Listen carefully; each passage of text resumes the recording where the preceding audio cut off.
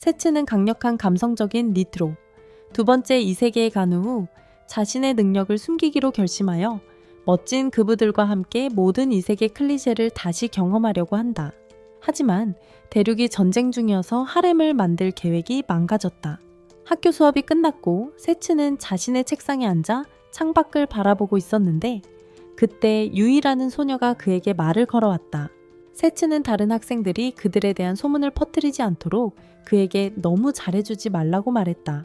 그러나 유이는 그들이 어릴 적 친구라서 상관하지 않는다고 말했다. 세츠는 그녀에게 이성을 찾아보라고 했지만 그녀는 그를 붙잡고 그의 머리카락을 만지며 너무 길어져서 불량배처럼 보인다고 말했다. 유이는 그들이 어렸을 때처럼 머리를 잘라주겠다고 제안했고 그는 수락한 후 창을 향해 바라보며 다른 세계가 어떻게 되고 있는지 궁금해했다. 그때 갑자기 모든 곳이 어둠에 휩싸이고 교실 중앙에 커다란 빛나는 마법진이 나타났다. 다른 학생들이 상황에 패닉에 빠지는 동안 세츠는 빛에 휩싸이는 순간에도 미소를 지었습니다.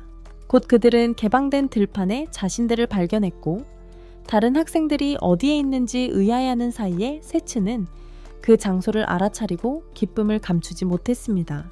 그러나 갑자기 무장한 불명의 군인들이 다가오는 것을 보았을 때 그는 그들이 마법사임을 알아차렸고 기쁨은 잠시 사라졌습니다. 유이가 주인공이라고 생각한 힙세츠에게 안겨있는 동안 다른 학생들은 두려움에 떨며 달아났습니다. 그녀는 자신의 몸으로 그를 보호하려고 했지만 세츠는 손가락으로 무기를 막아내고 그 사람을 날려버리는 순간에도 눈 하나 깜빡하지 않았습니다. 유이는 그를 놓아주었고 그는 유이를 끌고 다른 학생들에게로 달려갔습니다. 유이는 그들의 맞잡은 손을 보고 심장이 두근거렸지만 고개를 들어 세츠에게 다가오는 군대를 알려주었습니다. 이 시점에서 학생들은 달리기를 멈추었고 군대는 그들을 지나쳐 악마라고 부르는 무장한 군인들을 공격했습니다.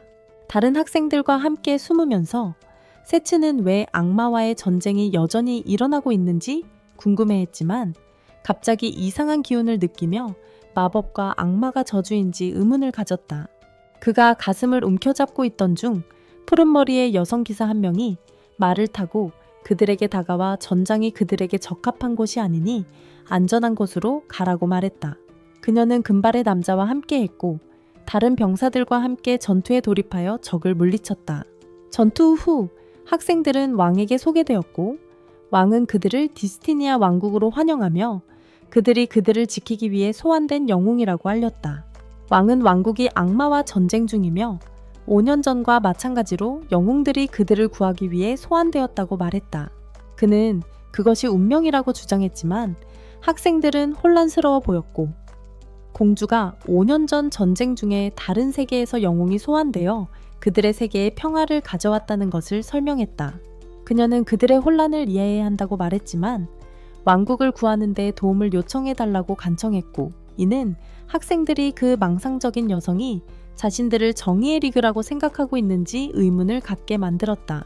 하지만 그들이 궁전에서 쫓겨날 것이기 때문에 어쩔 수 없이 동의해야 했고 왕자의 방을 떠나면서 세츠는 유비에게 그녀를 안전하게 지키겠다고 약속했다. 다음 날 학생들은 영웅이 되기 위한 훈련을 시작했고 마법을 사용해 보려고 할 때 유비만이 불을 사용할 수 있었습니다. 세츠는 그들을 옆에서 지켜보며 그녀의 능력에 감명받았지만 성을 탐험하기로 결심했을 때 파란 머리의 소녀와 마주쳤습니다. 그는 그녀를 엘카라고 불렀고 그녀는 그가 자신에게 그렇게 격식을 차리는 이유를 물었습니다. 비록 그녀가 그의 상관이지만 세츠는 미소 지으며 그녀의 직위에 신경 쓰지 않는다고 말하고 그녀가 그를 존중해서 대해야 한다고 말했습니다. 엘카는 그의 건방진 태도가 5년 전 아는 영웅을 떠올리게 한다고 주장했지만 그에게 훈련으로 돌아가라고 말하며 그렇지 않으면 강제로 시켜야 할 것이라고 했습니다. 그는 그녀에게 최선을 다해보라고 도전했고 엘카는 나무 훈련검을 꺼내어 그를 공격하려 했지만 그는 옆으로 비켜섰고 그녀가 앞으로 넘어지자 그는 그녀의 떡을 때렸고 그로 인해 엘카는 쾌감에 움찔하며 그의 발 아래로 넘어졌습니다. 그는 그녀에게 일어나라고 했지만 그녀는 대신 그의 의자가 되겠다고 제안했습니다. 그가 그녀 위에 앉자 그녀는 그가 살이 빠졌냐고 물었습니다. 그는 자신의 새로운 몸이 다르게 만들어졌다고 답하며 그것을 알아차릴 수 있는 그녀를 괴짜라고 불렀습니다. 엘카는 그를 위해 어떤 방식으로든 봉사하는 것이 기쁘다고 말했고, 그녀가 말하는 동안 금발의 기사 하나가 그들에게 다가와 미친 여자에게 뭐 하고 있냐고 물었습니다. 엘카는 기사에게 그를 글린이라고 부르며 그녀에게 앉아있는 사람이 세츠라고 말했으며 그는 그녀를 믿었다. 왜냐하면 엘카는 세츠가 아닌 다른 누구에게 그렇게 행동하지 않을 것이기 때문이다. 신나게 글린과 엘카는 세츠의 귀환을 알리기 위해 태아의 약초방으로 달려갔지만 태아는 이미 그의 마법을 감지했기 때문에 그가 돌아온 것을 알고 있었다. 방 안에서 글린은 세츠의 표정을 보고 무슨 문제인지 물었지만 태아는 그 문제가 악마와의 전쟁과 관련이 있다는 것을 빠르게 깨달았고 세츠도 이를 인정했다. 엘카는 그에게 질문이 있다고 말하고 다른 곳으로 가서 이야기하자고 제안했다. 그들은 성벽으로 갔고 거기서 엘카는 세츠에게 어떻게 돌아왔는지 물었다. 그러나 그가 대답하기도 전에 글린이 왜 그가 고프 드러머처럼 보이는지 그리고 왜 토마와의 전투 직후 사라졌는지 물었다. 세츠는 자신이 무슨 일이 일어났는지 전혀 모르겠다고 주장했으며 그가 말하는 동안 그들이 서 있는 바로 그곳에서 토마와의 싸움을 기억했다. 세츠는 그들에게 자신이 모든 기억과 마법 능력을 보유한 채 다른 세계에서 다시 태어났다고 말했다. 그는 자신과 그의 전체 반이 어떻게 소환되었는지 전혀 알지 못한다고 덧붙였고 이는 엘카에게 전쟁이 다시 시작되는 순간에 그들이 나타난 것이 우연처럼 느껴지지 않는다고 말하게 만들었다. 세츠는 그러고 나서 토마에게 무슨 일이 있었는지 물었다. 그는 그가 전쟁 뒤에 있는 사람일 수도 있다고 말했다. 태아는 악마들이 저주에 의해 조종되고 있는 것인지 물었고 세츠는 그녀의 마법에서 그것을 느꼈다고 말했다. 그는 그런 일을 할 수 있는 유일한 사람은 토마라고 덧붙였다. 그래서 엘카는 그들이 그를 찾았던 것과 같은 방식으로 토마를 찾았다고 설명했다. 하지만 그가 살아있거나 죽었음을 증명할 흔적은 없었다. 그러자 태아는 세츠가 살아있다면 토마도 살아있을 가능성이 가장 높다고 이론을 세웠다. 그때 한 병사가 그들에게 달려와 글린에게 왕의 호출이 필요하다고 알리며 떠났다. 왕자의 방에서 왕은 악마들에게 전쟁을 선포했지만 글린은 그들이 인내심을 가져야 한다고 반박했습니다. 그들은 악마 대륙에 보낸 사절이 돌아오지 않았기 때문입니다. 그는 그들이 아무런 정보도 없이 무작정 들어갈 수 없다고 덧붙였습니다. 하지만 공주가 악마들이 자극하지 않고 공격했다고 주장했습니다. 그녀는 침략 당시 소환된 새로운 영웅들이 정의의 편이라고 말했습니다. 그러자 왕은 그들이 5년 전 영웅들의 말을 들어 평화를 이루었다는 것을 후회한다고 말했습니다. 그날 저녁 늦게 유이는 마법 연습을 하고 있을 때 세츠가 그녀에게 다가왔습니다. 그는 그녀가 하루 종일 시도한 것을 봤다고 말하며 그녀가 마법에 재능이 있다고 했습니다. 유이는 부끄러워하며 그것을 무시하려 했지만 갑자기 진지해졌습니다. 이에 세츠가 무슨 문제냐고 물었습니다. 유이는 모든 연습이 누군가를 해치기 위한 것이냐고 물었고 왜 사람들이 전쟁에 가느냐고 물었습니다. 그러나 세츠는 그녀의 질문에 답하지 않았습니다. 답변을 얻지 못하자 유피는 그녀가 그를 보호할 수 있도록 훈련시켜 주겠다고 약속했습니다. 그날 밤 늦게 세츠와 친구들은 다시 성벽 위에 모였고 글리는 영웅들이 더 많은 훈련이 필요하다는 구실로 시간을 끌 수 있었지만 전쟁을 막을 수 없다는 사실을 알렸습니다. 세츠는 괜찮다고 말하고 혼자서 전쟁을 멈추러 나가겠다고 선언했습니다. 그의 친구들은 함께 가겠다고 고집했지만 세츠는 만약 토마가 모든 문제의 원인이라면 그들이 왕국을 지킬 때가 되었을 때 보호해야 할 사람들이 있으므로 거절했습니다. 엘카가 반론하려 했지만 그는 그들이 그의 경호원이며 그의 말을 따라야 한다고 상기시켰습니다. 다음 날 세츠와 친구들은 투명화 마법을 사용해 성으로 몰래 들어갔지만 궁전 안에 경비원들이 많아 미션을 방해할 수 있다는 것을 깨달았습니다. 그래서 엘카가 먼저 가보기로 제안했습니다. 상황은 세츠에게 던전 탐험 시절을 떠올리게 했습니다. 그리고 태아가 엘카가 항상 폭력을 사용하여 문제를 해결했다고 말했을 때 그들은 엘카가 경비원을 기절시키는 소리를 들었습니다. 그들은 그녀를 만났고 젤리는 그 남자를 창고 옆에 있는 상자에 넣어 아무도 발견하지 못하게 했습니다. 엘카는 문을 열 수 있었고 그들이 들어섰을 때 세츠는 그의 검 쿠로마루를 집어들었다.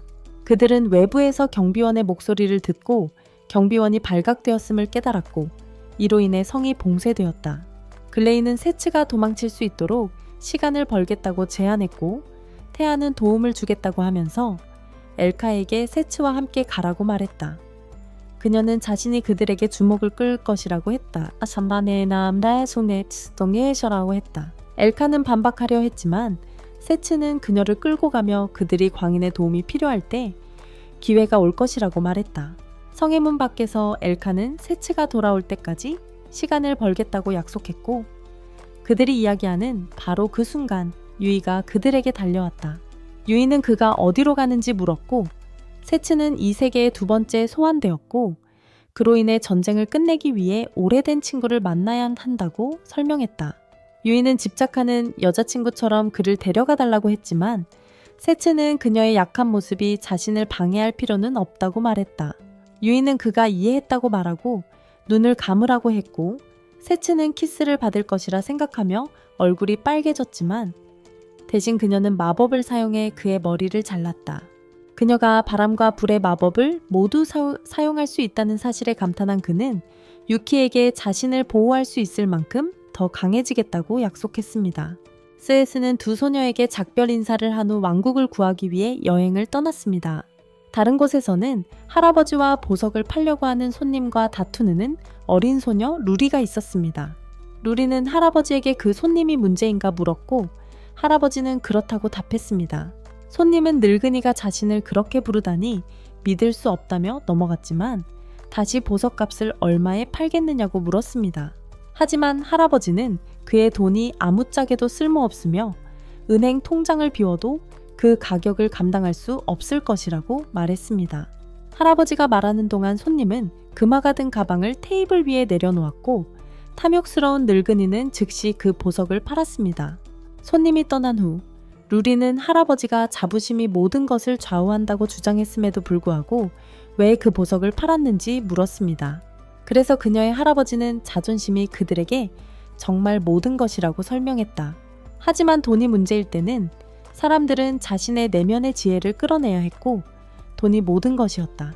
몇 년 후 루리는 할아버지를 묻은 뒤 그의 마지막 작품을 클라이언트에게 전달하기 위해 여행을 떠났다. 그날 밤 목적지를 향해 마차를 몰고 가던 중 그녀는 붉은 눈을 가진 못생긴 돼지에게 공격당했다. 돼지는 마차를 뒤집어 놓고 그녀와 그녀의 짐을 공중으로 던졌다. 루리는 가방에서 떨어진 상자를 주어야 했고 미스터 피그슨이 불도 원한다는 것을 완전히 잊어버렸다. 결국 그녀가 돌아섰을 때 돼지는 그녀와 얼굴을 맞대고 있었고 그녀는 도망치기보다는 어리석게도 돼지와 대화하려 했다. 많이 말하지 않는 미스터 피그스는 그녀의 얼굴 앞에서 으르렁거리며 그녀를 먹으려고 했다. 하지만 그것이 할 수 있기 전에 세츠가 그것을 베어버렸다. 그는 그녀가 괜찮냐고 물었지만 루리는 그가 자신의 목숨을 구해주고 돈을 원한다고 말했다. 그녀는 돈이 없다고 인정했지만 물건을 배달한 후에 돈을 지불하겠다고 말했다. 세츠는 자신이 프리랜서 영웅이 아니라고 주장했지만 그녀는 할아버지가 모든 것을 돈으로 갚으라고 가르쳤다고 주장했다. 그래서 세츠는 손을 내밀어 그녀를 도와주며 그 노인은 쓰레기라고 말했다. 루리는 그를 올려다보며 한때 그녀의 노인과 논쟁을 벌였던 고객을 기억했다. 그녀의 시선을 알아차린 세츠는 모든 것이 괜찮냐고 물었고 그녀는 괜찮다고 대답한 후 그의 도움을 받기로 했다. 그 후 그는 왜 경호원 없이 물건을 운반하냐고 물었고 그녀는 급해서 누군가를 고용할 수 없었다고 인정했다. 그는 그녀에게 조심하라고 말하며 돈이 전부가 아니라고 말했다. 그가 떠나려 하자 그녀는 그를 다시 부르며 자신의 경호원이 되어줄 수 있는지 물었다. 세츠는 볼 일이 있다고 거절했지만 그녀는 중요한 소포를 배달해야 한다고 고집했다. 그래서 그는 그녀가 불쌍하게 여겨 근처 마을까지 데려가기로 했다. 그들은 곧 항구 마을에 도착했고 루리는 그녀가 마기 대륙으로 가기 위해 배를 고용했다고 말했다. 하지만 배에 도착하자 선장은 그곳으로 가지 않는다고 말했다. 루리는 충격을 받았고 세츠는 전쟁이 계속되고 있어서 마기 대륙으로 가는 통로를 확보할 수 없다고 설명했다. 그녀는 포기하지 않고 모든 배 주인에게 자신의 목적지로 데려갈 수 있는지 물어보았다. 하지만 그녀는 매번 거절당했다. 그녀의 불쌍한 모습을 지켜보는 것이 지친 세츠는 앉아있던 자리에서 일어나 그녀에게 다가가려 했지만 군 경찰과 이야기하는 그녀를 보자 멈추었다. 남자들은 자신들을 디사테니아의 기사라고 소개하며 검사를 하고 있다고 설명했고 그녀에게 신분증을 보여달라고 요청했다. 그녀가 서류를 건네자 그들은 가방 안의 내용을 보여달라고 요청했지만 그녀는 소중한 상품이라며 거부했다. 남자 중 한 명은 상품이라면 숨길 필요가 없다며 반박했고 다른 한 명은 가방을 압수하겠다고 선언했다. 그녀에게서 가방을 빼앗으려던 찰나 세츠는 그의 손을 툭 치며 그들이 그녀를 수색할 수 있는 허가증이 있는지 물었다. 기사 중 한 명이 그가 누구냐고 묻자 세츠는 그녀의 경비라고 답했고 그들의 리더는 하찮은 모험가가 감히 그들에게 도전하는 이유를 물었다. 그들은 칼을 뽑겠다고 위협했고 세츠는 자신의 칼을 들어 그들이 용기가 있다면 자신들의 칼을 뽑으라고 말했다. 그들의 작은 싸움이 군중을 끌어모았고 사람들은 기사들이 무고한 사람들을 괴롭히는 것을 기쁘게 생각하지 않았다.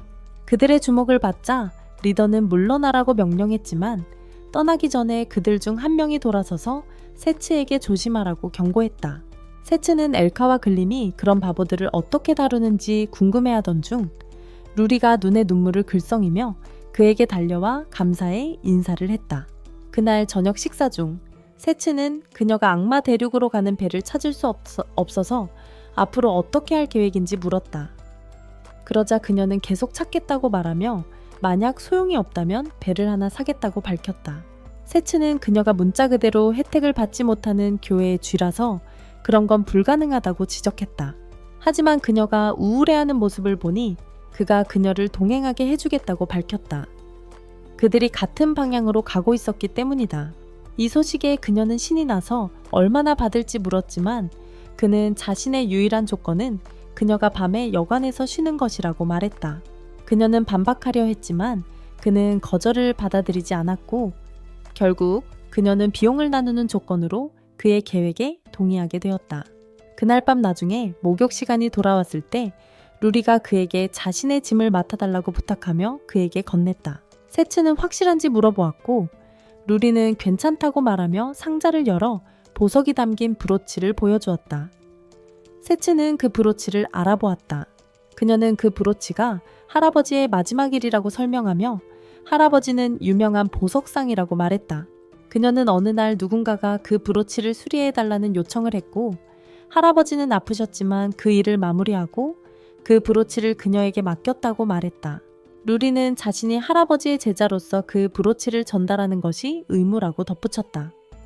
그래서 세츠가 그 브로치를 받아들일 때 그녀는 방에서 나가며 그에게 돈을 훔치지 말라고 말했다. 방 안에서 혼자 남은 세츠는 상자를 열고 브로치의 돌을 만져보았고 그것은 그가 몇 년 전에 마법을 걸었던 것과 같은 것이었음을 확인하기 위해 빛났다. 그들이 그 밤 잠을 자는 동안 기사들은 여관에서 그들을 찾기 위해 찾아왔다. 그리고 작은 사람들은 원수를 갚기 위해 찾아왔다는 것이 분명해 보였다. 그들은 여관 주인에게 그들이 악마 왕국의 스파이라 말했다. 행운인지 세츠는 그들의 존재를 감지했고 경비원들이 방으로 들어오기도 전에 이미 창문을 통해 사라지고 있었다. 경비들은 놀라서 두 사람을 쫓아갔고 그들은 바다의 가장자리에 몰릴 때까지 마을을 돌아다녔다. 상황이 나빠지자 루리는 그가 모세처럼 바다를 갈라놓을 것인지 물었다. 곧 기사들이 그들에게 도달했고 세츠에게 항복하라고 했지만 그는 그들이 능력이 있다면 와서 잡아보라고 조롱했다. 루리는 왜 그가 그들을 자극하는지 물었지만 그는 이제 가야 할 시간이라며 그녀를 다시 들어올렸다. 세츠는 바다 쪽으로 돌아서 벽의 끝에서 뛰어내렸고 루리는 놀라서 비명을 지르며 그들이 죽을 것이라고 확신했다. 그러다 바다에서 세츠가 착지할 수 있도록 바다용이 나타났다. 그는 용의 이름을 레비아라고 부르며 그렇게 늦게 불렀던 것에 사과했지만 그들이 마계 대륙에 도착한 후 모든 것을 설명하겠다고 약속했다. 용은 큰 울음을 내고 움직이기 시작했으며 3명의 얼어붙은 기사를 뒤에 남겼다. 바다를 따라 이동하는 동안 루리는 그 용이 바다의 신인 레비아타님을 깨닫고 세츠가 바다의 신과 어떤 관계인지 궁금해했다. 그들은 곧 마계 대륙의 해안을 볼 수 있었지만 착륙하자마자 흥분한 세츠와 걱정한 루리는 레비아가 거대한 오징어와 싸우는 모습을 지켜보았다. 세츠는 카이주 대결을 즐기며 레비아를 응원했고 그녀가 도움을 요청했을 때 그는 오징어가 뿌린 잉크를 보며 웃기만 했다. 싸움이 끝난 후 레비아는 인간의 모습으로 변했으며 세츠는 그녀를 루리에게 소개했다. 거만한 드래곤은 루리에게 신의 존재 앞에 서게 되어 영광이라고 말한 후 세츠를 돌아보며 왜 그녀를 도와주지 않았는지 물었다. 세츠는 그녀가 혼자 잘할 것이라고 믿었다고 말하며 가까이에서 카이주 전투를 보는 것도 흥미롭다고 덧붙였다.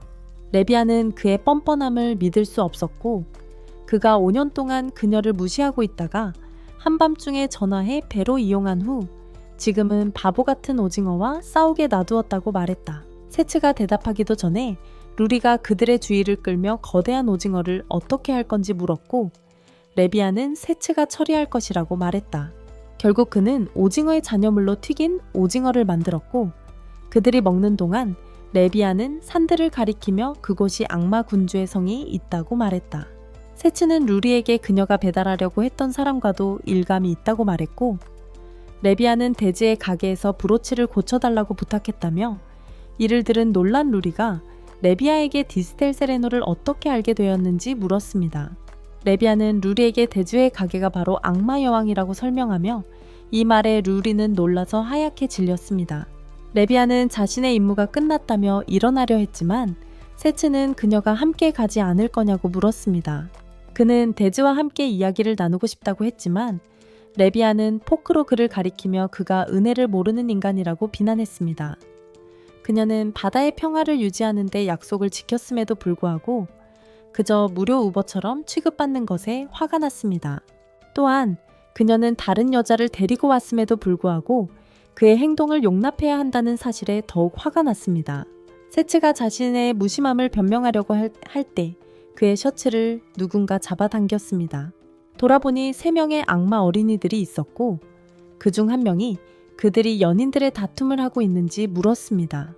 다른 한 명은 그에게 무슨 일이 있어도 남자는 먼저 사과해야 한다고 말했고 마지막으로 한 명은 세츠가 여자의 감정을 이해하지 못할 정도로 둔하고 멍청하다고 말했습니다. 어린애들에게 괴롭힘 당하는 것이 지겨워진 세츠는 그들의 입에 오징어 링을 넣었다. 그 애들이 그것을 너무 좋아해서 그를 따라다니며 부모님들을 위해 더 만들어달라고 요청했다.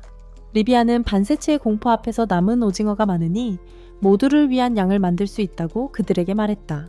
그래서 아이들은 오징어 링을 신나게 외치면서 세츠를 도와 오징어를 마을로 밀어냈다. 한편 마을에서는 전쟁 때문에 인간 상인들이 물건을 공급하지 않기 때문에 오징어 때문에 고기를 잡지 못해 실망하고 있었다. 더욱이 식량이 떨어질 것 같아 걱정이었다. 그들은 고기를 잡지 못해 식량이 떨어질 것이라고 확신하며 마을 전체가 오징어와 싸우러 나가자는 제안을 했다. 그때 세츠가 나타나서 곧 요리할 예정이니 오징어의 잔해를 그곳에 두고 갈 수 있는지 물었다.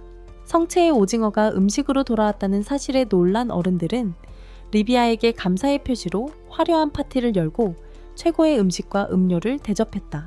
무대에 앉아있던 레비아는 자신의 내면의 앤서니 고든을 끌어내고 있는 세츠를 놀렸다. 그는 오징어를 썰어내는 신용을 하더니 그것을 냄비에 던져 넣어 요리하기 시작했다.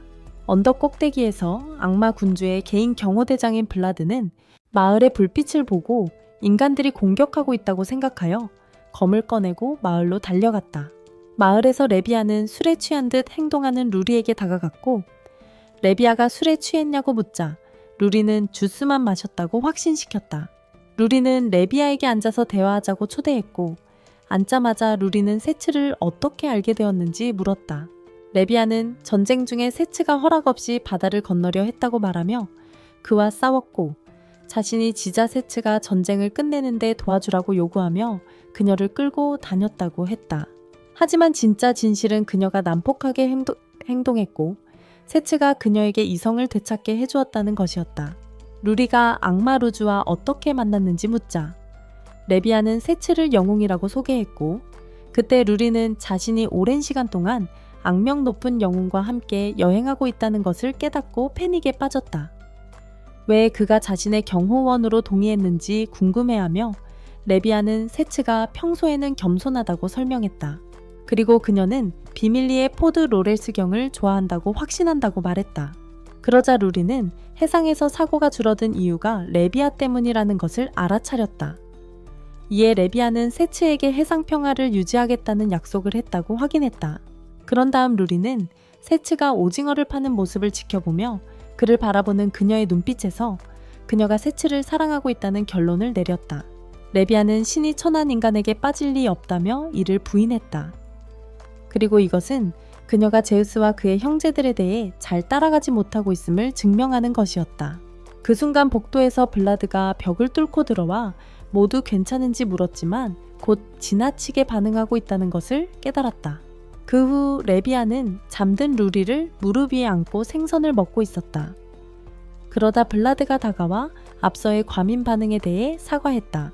그가 말을 할 때 세츠가 그들에게 합류했고 그가 그렇게 늦게까지 나왔는지 물었다. 그러자 블라드는 그가 레비아를 찾고 있었지만 실종된 영웅과 함께 발견된 것에 놀랐다고 말했다. 그는 두 사람에게 마왕을 구해달라고 간청했는데 그들은 놀라움을 금치 못했다. 블라드는 안자데즈가 테란 스니더라는 남자와 결혼할 예정이라고 설명했다. 그 남자는 저주를 통해 왕국을 장악하려고 하고 있었다. 세츠는 데즈가 대부분의 저주를 이겨낼 만큼 강하다고 주장했지만 블라드는 테란이 반지가 아닌 강력한 저주가 걸린 목걸이를 가져왔다고 설명했다. 세츠는 어떤 저주가 데즈조차 저항할 수 없을 정도로 강한지 궁금해하며 블라드는 한 달 전에 인간들이 그들을 공격하면서 시작된 전쟁을 알고 있는지 물었다. 세츠의 놀란 표정을 보자 블라드는 해안 마을이 거대한 갑옷을 입은 군인들에게 공격당했으며 그들은 나라의 깃발까지 남기고 갔다고 말했다. 더 나아가 그는 마왕이 인간 국가에 사절을 보냈지만 아직 돌아오지 않았고 테란이 전쟁을 끝낼 방법을 제안할 기회를 잡았다고 설명했다. 세츠는 그가 전쟁을 멈출 만큼 강한지 물었고 블라드는 그 남자가 미친 듯이 부자라고 말했다. 세츠는 여전히 혼란스러워하자 루리는 테란이 세계에서 가장 부유한 상인이자 테란 무역회사의 수장이라고 설명했다. 블라드는 테란이 세상의 모든 부를 장악하고 있으며 인간과 악마들이 대륙을 넘나드는 전쟁을 벌이기 위해 그를 필요로 하기 때문에 그가 전쟁을 끝낼 수 있다고 믿었다. 세츠는 데즈가 전쟁을 멈추기 위해 노예가 되는 것을 괜찮아하느냐고 물었고 블라드가 그렇다고 답하자 그는 데즈의 목을 잡고 장군들이 그녀가 자신들을 구하기 위해 자신을 팔아넘기는 것을 괜찮아하겠느냐고 물었다. 블라드는 그들이 마지막 사람까지 싸울 준비가 되어 있다고 주장했지만 레비아가 데즈가 세츠와 평화를 유지하기로 한 약속을 지키기 때문에 이상하게 행동한다고 말해 그를 가로막았다. 그녀는 일어나며 그에게 데즈의 결심이 그들이 그녀를 구해야 하는 이유라고 말했다. 세츠와 레비아가 데즈의 성으로 달려가는 동안 몬스터들에게 둘러싸였다. 레비아가 그들을 막아내는 동안 블라드는 경고했듯이 테라는 숙련된 경비원들에 의해 둘러싸여 있고 성으로 향하는 모든 길에는 몬스터들이 가득 차 있었다. 그는 세츠에게 마법력을 아끼라고 조언했고 레비아는 몬스터 소탕을 담당하겠다고 제안했다. 블라드는 그들에게 감사의 인사를 전했다. 세츠는 레비아에게 성으로 가장 짧은 길을 가겠다고 말하고 그녀의 작은 물고기 다리로 따라올 수 있겠냐고 물었다. 레비아는 그녀를 과소평가하지 말라고 답하며 두 사람은 달려갔다. 몬스터들을 처리한 후 레비아는 그들의 계획이 무엇인지 물었고 세츠는 어리석은 결혼식을 중단하고 테란을 때려눕히는 것뿐이라고 밝혔다. 레비아는 그가 부유한 안내 없이 어떻게 전쟁을 멈출 수 있을지 물었고 세츠는 테란이 배후에 있다고 의심한다고 말했다. 그는 악마들이 인간이 먼저 공격했다고 믿는 방식이 인간들이 악마가 먼저 공격했다고 믿는 방식과 같다고 설명할 것이라고 말했다. 그는 또한 갑옷을 입은 남자들이 에스티니아를 공격하는 것을 보았지만 어딘가에서 꼭두각시를 조종하는 자가 있다고 확신했다. 그는 양쪽 모두 자신들이 먼저 공격당했다고 생각하는 것이 이상하고 저주받은 목걸이를 가진 수상한 남자가 나타나 평화를 팔려고 한다고 덧붙였다. 레비아는 테란이 주모자가 될 수 있는지 물었고 세츠는 그렇다고 생각하지 않지만 테란이 누군지 알고 있다고 확신한다고 말했다. 그들의 대화는 곧 괴물들에 의해 방해받았고 레비아는 쉽게 그들을 쓰러뜨린 후 세츠를 만나고 나서 자신의 삶이 얼마나 변했는지 생각하며 악마관의 성으로의 여정을 계속했다. 5년 전, 데즈는 세츠와 싸워 패했지만 그녀를 없애는 대신 우정을 제안하고 그들의 우정을 봉인하기 위해 브로치를 주었다. 몇 달 후, 블라드에게서 세츠가 실종되었고 데스티니아 왕국조차 그가 어디에 있는지 모른다는 소식을 들었다. 데즈는 책상에서 일어나 창 옆에 서 있었고 창밖을 바라보며 인간과 악마 사이의 평화를 지키겠다고 다짐했다. 그녀는 블라드에게 평화 조약이 어떤 일이 있어도 지켜지도록 하라고 말했고 블라드는 그것을 약속했다. 세츠가 소환되기 한 달 전, 데즈가 블라드와 함께 도시를 걷고 있을 때 세츠가 과거에 준 브로치가 갑자기 부서졌다. 블라드는 데스티니아에 숙련된 보석상이 있다는 것을 알고 있으며 수리를 위해 그에게 보내겠다고 제안했다. 며칠 후 비오는 밤, 한 병사가 데즈의 사무실로 달려와 데스티니아 군대가 침입했으며 도시 밖에서 치열한 전투가 벌어지고 있다고 알렸다. 이로 인해 블라드는 평화조약의 의문을 품었지만 데즈는 전체 진실을 알지 못한 채 섣부른 결론을 내리지 말라고 말했다. 그녀는 오른쪽에 있는 두 악마에게 데스티니아 왕국으로 가서 조사하라고 명령했다. 모든 것이 의심스러웠기 때문이다. 한편 성에서 블라드는 데즈에게 테란이 그녀와 이야기하고 싶어 한다고 알렸고 그녀는 그를 들어오게 해달라고 요청했다. 그들이 모두 한자, 그는 무역회사를 이용해 전쟁을 끝내고 싶다고 말했습니다. 데즈이가 무엇을 바라는지 물었고 그는 자신이 세상에서 가장 원하지 않는 독신남이라며 아직도 매력적인 여자를 잡을 수 있다는 것을 증명하고 싶다고 말했습니다. 그녀가 그의 아내가 되기를 원한다고. 그의 한 명의 부하가 상자를 가져와 테이블 위에 올려놓았고 그들은 그 보석을 통해 사랑을 맹세할 것이라고 말했습니다. 데즈의 장군들은 그것이 종속의 저주에 걸렸다는 것을 알아차렸고 데즈이는 그가 그런 강력한 물건을 어디서 얻었는지 물었습니다. 그러나 테라는 그녀를 사랑하는 마음으로 그것을 얻기 위해 많은 노력을 했다고 설명했습니다. 볼드가 대화에 끼어들어 데즈에게 그의 어리석은 계획을 거절하라고 간청했지만 그녀는 그를 가로막고 테란에게 시간을 주라고 말했습니다. 테란은 그녀에게 충분히 시간을 주라고 말하면서도 그가 떠나기 전에 그녀가 시간이 많지 않다는 것을 상기시켰습니다. 나중에 데즈이가 자신의 사무실에서 이것들을 생각하며 앉아 있을 때 볼드가 들어와 그녀에게 그녀는 테란의 어리석은 제안을 받아들일 필요가 없다고 말했습니다. 그녀의 군대는 그녀를 위해 싸울 준비가 되어 있습니다. 하지만 데즈는 제안을 거절할 수 없었다고 말했어. 그 제안이 그들에게 이익이 되었기 때문이야. 그날 밤 늦게 테란의 마차 안에서 그는 두건을 쓴 남자에게 데즈를 속이는 것이 그렇게 쉬웠다고 말했다. 그는 자신의 무역 회사를 통해 그들의 계획을 돕는 것이 좋은 아이디어라고 말하며 이제 악마 왕국을 장악했으므로 전쟁을 더 이상 밀어붙일 필요가 없다고 했다. 그는 마법 병사들을 철수시켜야 하는지 물었지만 남자는 그렇게 할 필요가 없다고 했고 테라는 왜 그런지 물었다. 그는 주인의 뜻이라고 설명했다. 결혼식 날이 다가왔고 데즈는 제단 앞에서 테란을 마주보며 사제가 그들에게 사랑의 맹세를 하라고 요청했다. 테라는 상자를 열고 목걸이를 꺼내며 자신의 회사와 악마 왕국의 힘으로 세상에 평화를 가져올 것이라고 선언하고 그의 동맹들이 새로운 악마 왕이 되는 그에게 충성을 맹세하라고 요청했다. 그는 데즈에게 영원한 사랑을 맹세해달라고 부탁했지만 그녀는 세츠를 머릿속에서 본 순간까지 주저하다가 결국 동의했다. 목걸이를 그녀의 목에 걸기 직전에 디즈는 세츠를 마지막으로 한 번 더 만나고 싶다는 소망을 품었고 그녀의 기도에 응답이라도 받은 것처럼 느껴졌습니다. 세츠가 창문을 통해 배트맨처럼 등장하여 참석자 모두가 예배당에서 도망치게 만들고 디즈 앞에 서서 그녀를 구하러 온 빛나는 기사라고 말했습니다. 겁 많은 테라는 세츠가 누구인지 묻지만 세츠는 그에게 죽음의 시선을 보내며 테라는 자신의 경호원들에게 공격하라는 명령을 내렸습니다. 그들은 명령을 따랐지만 리비아는 물 마법을 사용해 그들을 제압했고 디즈가 그쪽을 바라보자 그녀는 백색이 그녀에게 어울리지 않는다고 말했습니다. 리비아는 테란을 상대하기 위해 자리를 잡았지만 그는 수수께끼의 남자에게 공격받으며 도망쳤고 그는 그 능력을 그림자 찌르기라고 불렀습니다. 리비아는 피하려고 했지만 그는 그녀를 고정시켜 놓고 그녀가 아쿠아맨이라고 말하며 바다 안에서 싸우는 것이 좋을 것이라고 말했습니다. 그는 그림자를 이용해 그녀를 찌르려 했지만 세츠가 그림자가 닿기 전에 잘랐습니다. 그 남자는 주변을 둘러보았지만 그가 예배당을 가로질러 차이나를 당할 때까지 세츠가 그 뒤에 있다는 것을 알아차리지 못했습니다. 그는 세츠를 보고 놀란 남자에게 다가갔지만 그의 주인이 그런 소식을 듣게 되어 기뻐할 것이라고 말하며 그림자로 그를 찔렀지만 세츠가 그것을 잡고 베어냈다.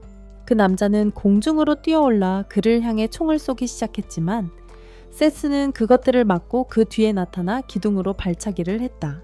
세츠는 그가 왜 반격하지 않느냐고 물었고 그는 나중에 해결할 것이며 주인에게 보고하러 가야 한다고 설명했다. 세츠가 반응하기도 전에 그는 벽을 부수고 도망쳤다. 바로 그때 신난 데스가 세츠를 껴안으며 그리웠다고 말하고 왜 혼자 떠났는지 물었다. 세츠는 긴 이야기라고 했지만 그녀가 건강하게 지냈어 정동원에서 기쁘다고 말했다. 레비아는 그들의 애정 어린 순간을 방해해야만 미시죠. 처치한 경비원들을 가리켰다. 세츠가 그들을 확인하러 갔을 때 그들은 사라졌고 그래서 뎃가 그들이 저주로 만들어진 마법 군인이라고 지적했다. 그때 세츠는 텔란이 가져온 목걸이를 발견하고 모든 것이 토마의 배우라고 확신하며 그것을 산산조각 내버렸다. 데즈는 이미 토마가 모든 일의 배후에 있다는 것을 의심하고 있었고 그가 자신의 의심을 확인한 만큼 그녀는 그를 도와주겠다고 말했습니다. 세츠는 그녀에게 자신의 왕국에서 일할 수 있게 해주면서 토마가 무엇을 계획하고 있는지 확실하지 않기 때문에 짐승인 레굴루스 왕을 만나러 가겠다고 말했습니다. 레비아는 전투로 지쳤고 아직 배로 사용되기에는 준비가 되지 않았으므로 곧 떠나는 것인지 물었습니다. 그 순간 루리와 복나가 도착했고 복나는 성의 상태에 대해 불평하면서 루리는 세츠에게 달려가서 상자를 건네며 그가 데즈에게 직접 전해야 한다고 말했습니다. 그래서 세츠는 그것을 받아 데즈의 목의 보석을 올바른 자리에 놓았습니다. 그 후 악마들이 싸움으로 인해 생긴 혼란을 정리하는 동안 데즈는 세츠와 함께 가고 싶다고 희망을 표현했지만 그녀가 왕국을 방치할 수 없다고 설명했습니다. 그래서 세츠는 모든 일이 끝나면 그녀가 원하는 곳 어디든 데려가 주겠다고 약속했습니다. 그러나 질투 많은 복나는 평화가 통치자가 왕국을 버리는 핑계가 될 수 없다고 지적했습니다. 이에 레비아는 그가 책임감 있게 일을 해야 하며 모든 것을 데즈에게 맡겨두지 말라고 말했습니다. 루리는 데즈가 그녀에게 상점을 열 수 있는 허락을 주었다고 선언했습니다. 이에 세츠는 데즈에게 그 결정이 확실한지 물었습니다. 데즈는 루리가 소중한 보석을 안전하게 돌려줬기 때문에 그녀에게 상점이 주어져야 한다고 확신했습니다. 블라드는 세츠에게 도움에 대해 감사하며 만약 도움이 필요할 때는 꼭 도와주겠다고 약속했다. 세투스는 그에게 감사를 표하고 레비아와 함께 떠났으며 데즈는 그에게 꼭 무사히 돌아오라고 외쳤다. 과거의 어린 세츠는 유이와 처음 만나 그녀가 함께 놀자고 초대했지만 너무 덥다고 거절했다. 시간이 지나면서 그는 그녀에게 마음을 열게 되었고 두 사람은 대부분의 시간을 함께 보냈다. 어느 날 학교에서 집으로 가는 길에 유이는 학원 광고가 붙은 게시판에 멈췄다. 그래서 그녀는 세츠에게 그와 같은 고등학교에 다니기 위해 그런 학교에 다녀야 하는지 물었다. 세츠는 대답하지 않고 게시판만 바라보았고 그녀는 그를 피하며 빨리 가자고 재촉했다. 저녁을 준비해야 했다. 그들이 아파트 건물의 계단에 도착하자 유이는 아래에서 멈추고 세츠에게 아까 한 말에 대해 어떻게 생각하는지 물었다. 세츠는 그녀에게 그런 쓸모없는 꿈은 포기하라고 말했어요. 왜냐하면 그녀는 그렇게 똑똑한 편이 아니었기 때문이죠. 그래서 유이는 화가 나서 도망쳤어요. 결국 그녀는 학원에 들어갔지만 모의 시험 결과가 발표되자 그녀의 노력은 헛되었다는 것을 알게 되었어요. 성적이 좋지 않았거든요. 그날 밤 집으로 걸어가던 중 한 무리의 남자들이 그녀를 붙잡고 학교를 그만두라고 조언했어요. 그들과 함께 있으면 더 재밌을 거라고 했죠. 그들은 그녀를 둘러싸고 함께 가자고 했지만 그 순간 세츠가 나타나서 그들이 다급하게 성관계를 원한다면 오른손과 사랑에 빠질 수 있다고 말했어요. 유이가 그의 존재를 인정하자 남자들은 떠났고 그녀는 그가 거기서 뭐하고 있는지 물었어요. 하지만 세츠는 그녀의 질문에 대답하는 대신 그녀의 계획이 무엇인지 물었어요. 그는 남자들이 맞다고 말하며 그녀가 시험에 합격할 능력이 없으니 포기하라고 했어요. 하지만 그녀는 모두가 자신을 당나귀처럼 똑똑하지 않다고 생각하더라도 그와 같은 고등학교에 다니고 싶다고 말했어요. 세수가 그녀의 눈물을 참으려 애쓰는 모습을 보며 그는 그녀의 머리를 쓰다듬고 그녀가 그의 곁에 남기로 결심했으니 도와주겠다고 말했다. 현재로 돌아와 학생들은 엘카의 지도 아래 전투 마법을 연습하고 있었다. 엘카는 유비가 잘하고 있는 것을 알아차렸고 예상대로 그녀에게 기분이 좋아지도록 해주는 평소의 격려를 해주었다. 훈련이 끝난 후 다른 학생들이 방으로 돌아간 사이 유이는 엘카와 글림에게 특별 훈련을 요청하기 위해 다가갔다. 그날 밤 늦게 엘카는 그녀를 성벽 꼭대기로 데려갔고 그들이 도시를 바라보고 있을 때 엘카는 셋수가 평화로운 세상을 만들었다고 설명하며 그들이 이야기하는 동안 그는 아마도 그 평화를 유지하기 위해 싸우고 있을 것이라고 말했다. 그녀는 그의 동료로서 그들이 필요할 때 도움을 줄 수 있도록 경계를 유지하고 있다고 덧붙였다. 유이는 셋수의 곁에 남기로 결심했지만 그 곁에 서기에는 자신이 너무 약하다고 인정했다. 그래서 그녀는 엘카를 향해 지팡이를 겨누었고 두 사람은 싸움을 시작했고 엘카가 물러났을 때 그녀는 유이의 힘을 인정했지만 부족한 것이 있다고 말했다. 엘카는 유이를 괴물들이 득실거리는 하수도로 데려갔고 그곳은 군인들의 최종 훈련 장소로 사용되었다. 그들이 멈췄을 때 악어 괴물이 물에서 튀어나와 유이를 놀라게 했지만 엘카는 그럴 때가 아니라며 유이에게 약한 모습을 보이지 말라고 상기시켰다. 유이는 두려움에 떨며 괴물에게 다가갔고 엘카는 그녀에게 힘내라고 말했다. 그녀는 자신이 생각했던 것보다 더 강하다고. 유이는 그녀의 지팡이를 사용해 불덩이를 쏘았고 그것이 괴물을 불에 휩싸이게 했다. 그 후 유이는 신나서 엘카를 돌아보았지만 엘카는 방심하지 말라고 경고했다. 유이가 돌아섰을 때 괴물은 완전히 일어나 그녀를 공격하려 했지만 유이는 지팡이를 괴물의 입에 넣어 대신 그녀의 팔을 긁혔다. 엘카는 그녀에게 그 기회를 이용해 공격하라고 외쳤고 유이는 불덩이를 발사하여 괴물을 날려보냈다.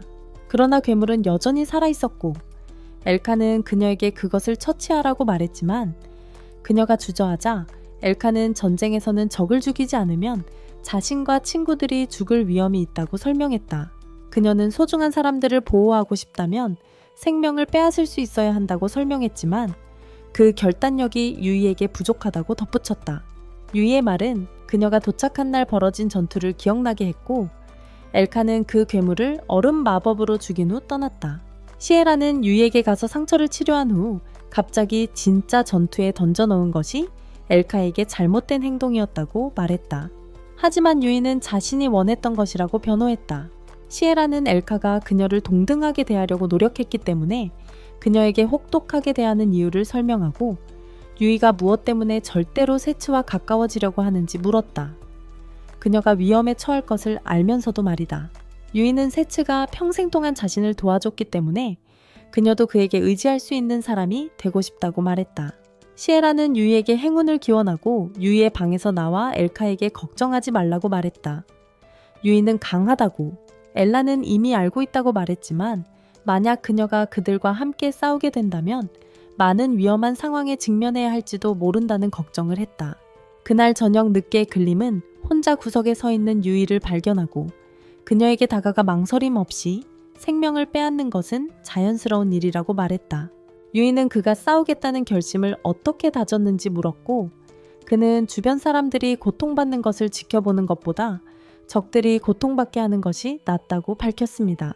그는 그것이 자신에게 효과적이었다고 설명하며 그녀도 자신에게 맞는 것을 찾아야 한다고 말했습니다. 글림이 그녀를 혼자 남겨두었을 때 유이는 싸우고 싶어도 어떻게 자신을 지킬 수 있을지 고민했습니다. 다음 훈련 세션에서 그녀의 불 마법은 땅에 구멍을 내며 더 밝고 강하게 타올라 모두를 놀라게 했습니다. 그날 밤 유이는 엘카를 하수도로 데려가 그녀의 결단력을 지켜보라고 부탁했습니다. 이번에는 괴물이 나타났을 때 그녀는 큰 불덩이 하나로 그것을 쓰러뜨렸습니다. 엘카는 감명을 받았지만 유이는 그녀에게 괴물을 죽이지 않았고 단지 무력화했음을 이해시켰습니다. 그녀는 결코 생명을 빼앗지 않겠다고 결심했지만 절대 지지 않겠다고 말했습니다. 엘카는 미소 지으며 세츠가 그렇게 말할 거라 했지만 그녀가 의도한 일을 성공시키려면 놀라운 양의 힘이 필요하다고 상기시켰다. 유이는 모든 사랑하는 이들을 보호하기 위해 더 강해지겠다고 약속했다. 그리고 며칠 후 글림은 학생들을 모아 왕이 칙령을 내렸다고 발표하고 곧 악마 대륙으로 향할 것이라고 알렸다. 그는 그들에게 물리적, 정신적으로 준비하라고 말한 후 해산시켰다. 학생들은 왕자의 방을 떠났지만 유이는 남아 계단 위에서 세츠의 친구들과 함께 있었다. 한편 악마 대륙에서는 세츠와 레비아가 마차에 타고 이동 중이었다. 마차가 움직일 때 레비아가 쿠키를 먹느라 바쁜 사이 세츠는 그녀에게 왜 이렇게 여유롭게 있는지 물었다. 무관심한 신은 그들에게 아무것도 할 일이 없으니 짐승인 대륙에 도착할 때까지 그냥 쉬는 거라고 답했다. 레비아는 그녀가 마차에서 내리면 배 운전을 맡아야 한다며 그럴 자격이 없다고 반박했다. 세츠는 전쟁 때문에 배가 나가지 못한다고 주장하며 왜 그녀가 순간이동 마법을 사용해 여행 시간을 단축할 수 없는지 물었다. 하지만 레비아는 순간 이동 마법이 번거롭다고 말했다. 마스터하려면 기어가 필요하고 많은 마력도 필요하다고 했다. 그녀는 그를 도와주기 위해 적절한 보상을 받아야 한다고 말하며 그의 쿠키 상자를 가져가려고 손을 뻗었다. 그러나 마차가 갑자기 멈췄고 2명의 악마 소녀가 뒤쪽에 탑승했다. 세수가 나이 많은 소녀를 보자 놀랐고 레비아가 그를 아는지 묻자 세수는 그 소녀를 울보 알리지라고 불렀다. 마차가 계속 움직였고 세수는 그 소녀를 알리지 에프라임이라고 소개하며 마지막 소환 때 잠시 함께 여행했다고 설명했지만 알리지는 자신이 그의 최고 제자라고 주장했다.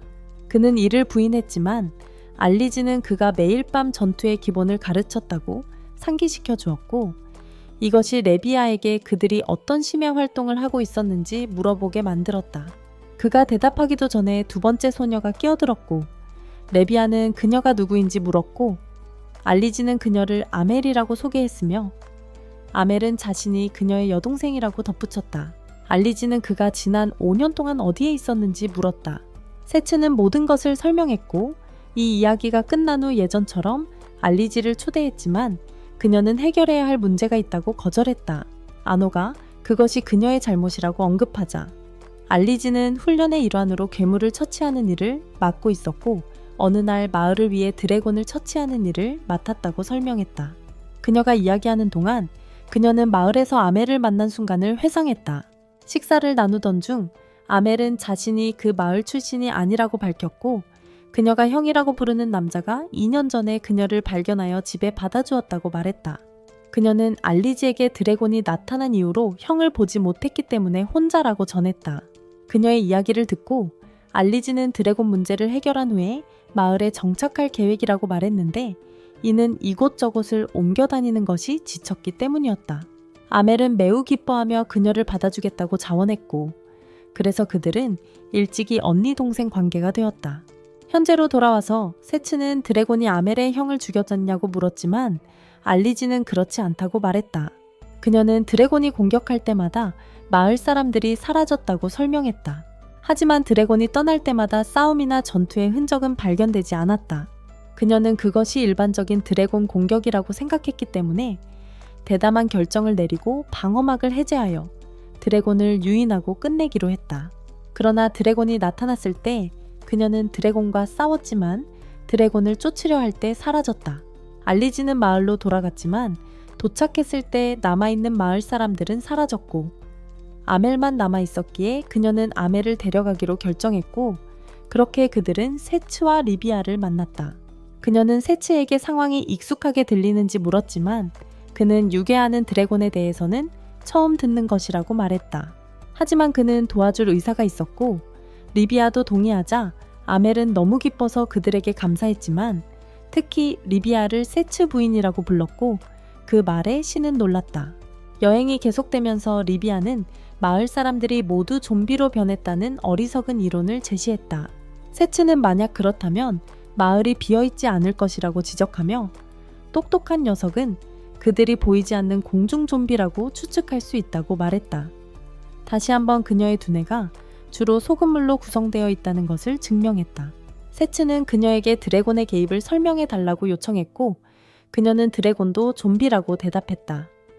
이에 세츠는 그녀의 머리를 가격하며 어리석은 신에게 가능한 빨리 그녀의 사고 과정을 방해하는 바닷물을 제거해야 한다고 말했다. 리비아는 포기할 준비가 되지 않았기 때문에 다음에는 아마 사이렌일 것이라고 추측했다. 사이렌은 노래로 사람들을 죽음으로 이끄는 것으로 알려져 있었지만 세츠는 마을이 산 위에 있다고 상기시켰다.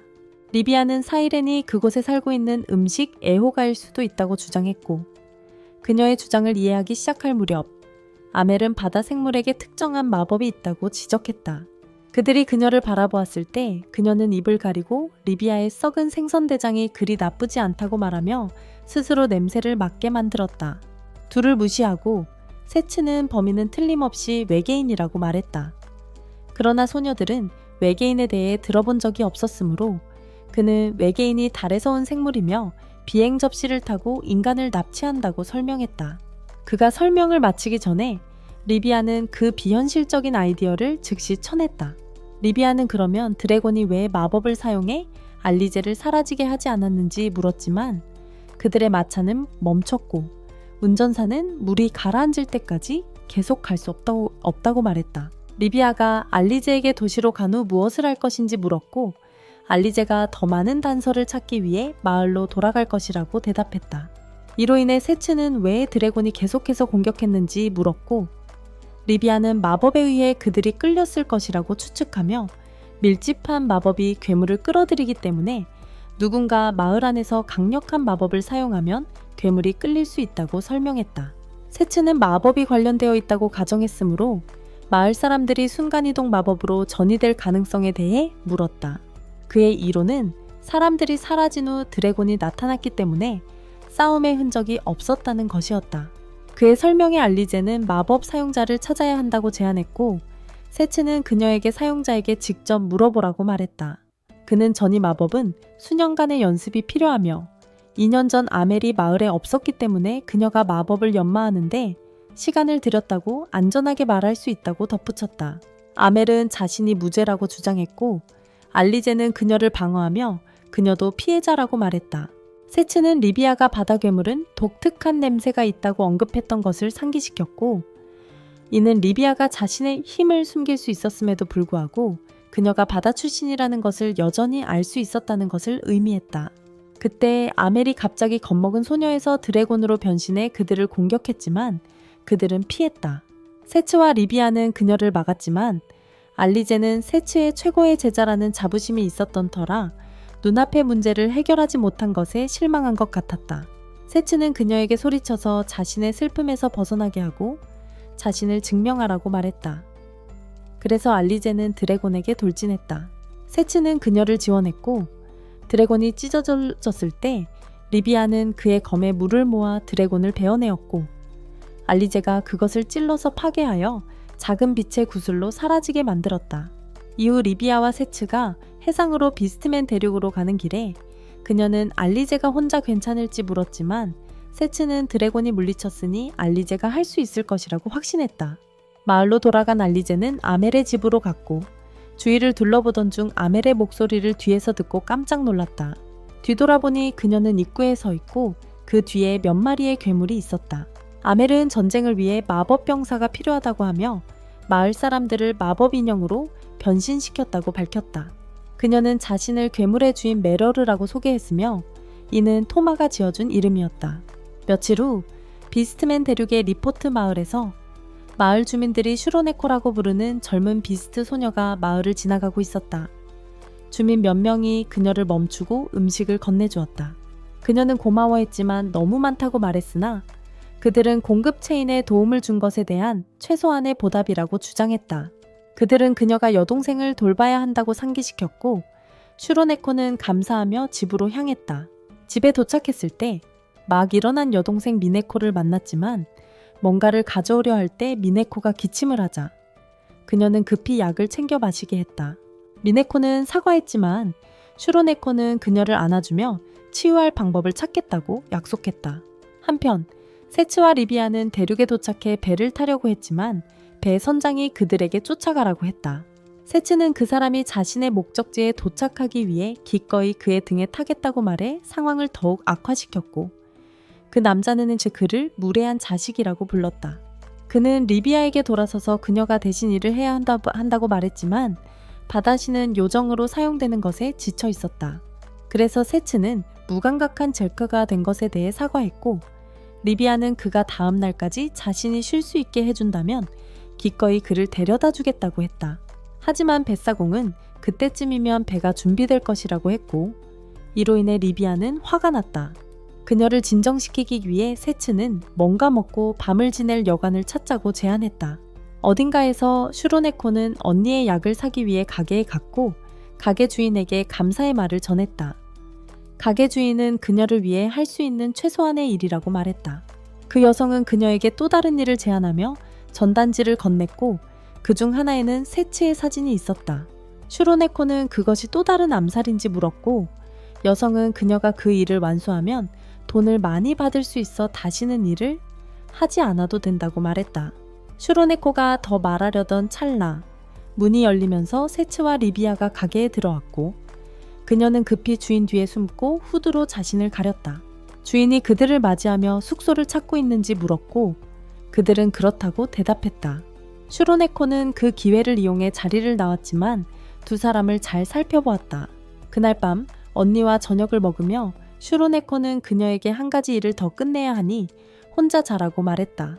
여관에 돌아오니 세츠와 리비아는 깊이 잠들고 있었고, 주인이 슈로네코를 안으로 들였다. 그녀는 세츠의 방으로 몰래 들어갔지만 그를 가격했을 때 환영 마법을 걸어놓았다는 것을 깨달았고, 세츠는 그녀 뒤에서 나타나 그녀를 창밖으로 차버렸다. 그가 뛰어내리자 그는 그녀가 토마의 일원인지 물었지만 그녀는 그가 누구인지 전혀 알지 못한다고 주장하며 그녀가 할 일은 그의 목숨을 빼앗는 것뿐이라고 말했다. 슈로네코는 부분적인 짐승 변신을 하고 그에게 불덩이를 날렸지만 세츠는 이를 베어내며 그녀를 놀라게 했다. 그녀가 뒤로 물러나려 할 때 그는 그녀에게 달려들어 그녀를 가판대로 쳐서 기절시켰다. 세츠와 리비아가 그녀에게 가까이 다가갔을 때 그녀가 빛나고 있다는 것을 알았다. 리비아는 그것이 저주받은 마법인지 물었고, 세츠는 그것이 맞다고 확인했다. 슈로네코가 깨어났을 때 그녀는 집으로 돌아왔지만 세츠와 리비아도 거기에 있었다. 그녀는 즉시 일어나 공격하려 했지만 그녀의 언니가 그녀를 막았다. 언니는 세츠가 그녀를 의식 없이 발견하고 집으로 데려왔다고 말했다. 슈로네코는 그것이 뻔한 거짓말이라는 것을 알았지만 세츠가 그녀에게 조용히 하라고 신호를 보냈다. 그는 그녀가 언니를 돕기 위해 위험한 일을 맡아왔다고 이해한다고 말했지만 그녀의 언니는 전혀 아프지 않다고 말했다. 그는 그 후도 미네코에게 다가가 그녀의 목걸이에 빈 마법을 사용했는데 그것이 어두운 오라를 방출하여 두 소녀를 놀라게 했다. 그래서 세츠는 그것이 강력한 저주라고 설명했다. 리비아는 다시 도우마를 언급하려 했지만 세츠는 그들이 미네코를 구할 방법을 찾아야 한다고 말하며 그녀를 멈췄다. 슈로네코는 언니를 구해달라고 간청하며 그가 그렇게 해준다면 무엇이든 할 것이라고 말했다. 그러나 세츠는 그녀의 언니는 괜찮을 것이라고 안심시켰다. 그는 미네코에게 누워있다고 말한 뒤 그가 갈류텐이라고 부르는 검을 소환하여 저주를 삼키게 명령했습니다. 그것이 그렇게 하면서 여관 주인이 세츠에게 칼을 던졌지만 슈로네코가 그 앞에 서서 대신 맞았습니다. 그 여자는 그녀를 부끄러움이라고 불렀고 세츠를 데리고 가겠다고 했지만 리비아는 물 마법을 사용해 그녀를 밀어냈습니다. 그녀는 누군가를 무시하는 것이 예의가 아니라고 말했으므로 세츠는 그녀가 강하다는 이유로 그녀를 상대할 수 있는지 물었습니다. 리비아는 그에게 자신이 누구인지 잊지 말라고 말하고 그 여자가 그림자 복제인 것을 만들어 공격하려고 시도하자 싸웠습니다. 그러나 리비아는 그들을 제거하기 위해 바닷물을 사용한 후 그 여자를 마지막으로 때렸습니다.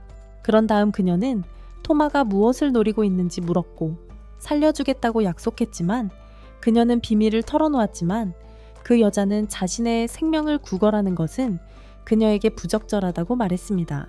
슈로네코가 합류하여 왜 그런 삶을 살고 있는지 물었지만 그 여자는 그저 쓸모없는 영웅 한 명을 끝내는 것 같은 간단한 임무조차 수행하지 못하는 비참한 약자라고 말했습니다. 리비아가 그녀의 독이 배어나는 입을 닫으라고 말했지만 그녀는 웃으며 토마의 목표가 모든 세상의 종족을 파괴하고 신이 되는 것이었다고 폭로했다. 리비아는 그것이 불가능하다고 주장했지만 그녀는 톰에게는 불가능한 일이 없다며 보석을 부수었고 빛에 휩싸인 후 빛이 사라지자 그녀는 사라졌다. 시로네코는 눈물을 흘리며 비어있는 자리만 바라보고 있었는데 미네코가 달려와서 두 자매가 서로를 안고 울기 시작했다. 그리고 세츠는 미네코의 목걸이를 들어 올리며 그것이 터린이 대지에게 주려던 것과 같은 것이라고 말했다. 다음 날 리비아는 배를 타고 강을 따라 내려가는 동안 피곤하다고 불평했다. 그들이 이야기하는 동안 세츠는 슈로네코와 미네코가 강가에 서 있는 것을 보았고 뱃사공에게 그들 옆에서 멈추라고 요청했다. 두 소녀는 세츠에게 자신들을 함께 데려가 달라고 애원하며 싸움을 한다면 큰 도움이 될 것이라고 말했다. 세츠는 먼저 리비아에게 돌아갔고 리비아는 고개를 끄덕였다. 그래서 그는 두 소녀에게 함께 갈 수 있다고 말했다. 레그덤, 괴물인간의 수도에서 왕은 자신의 장군들과 회의 중이었는데 그들은 계속되는 전쟁에 대한 입장이 서로 다른 상태였다. 장군들이 늙은 할머니들처럼 다투는 동안 왕은 리오의 주의를 자신이 들은 소리로 돌렸고 그녀는 달려갔다. 그러나 동시에 성 밖에서는 세츠가 경비들에게 왕을 개인적으로 알고 있다고 설득하려고 노력했지만 그들은 그를 안으로 들어오게 허락하지 않았다. 수로네코와 미네코가 도와주려 했지만 소용이 없었고 세츠는 들어가겠다고 결심한 순간 성 꼭대기에서 리오가 그의 이름을 부르며 떨어지는 것을 보았다. 그녀는 경비들을 덮쳐 쓰러뜨리고 나서 세츠에게 달려가서 그녀가 그를 그리워했다고 말하며 안겼다. 그녀가 그를 안을 때 그녀가 발톱을 내밀었지만 세츠는 빠르게 그녀를 제압했다.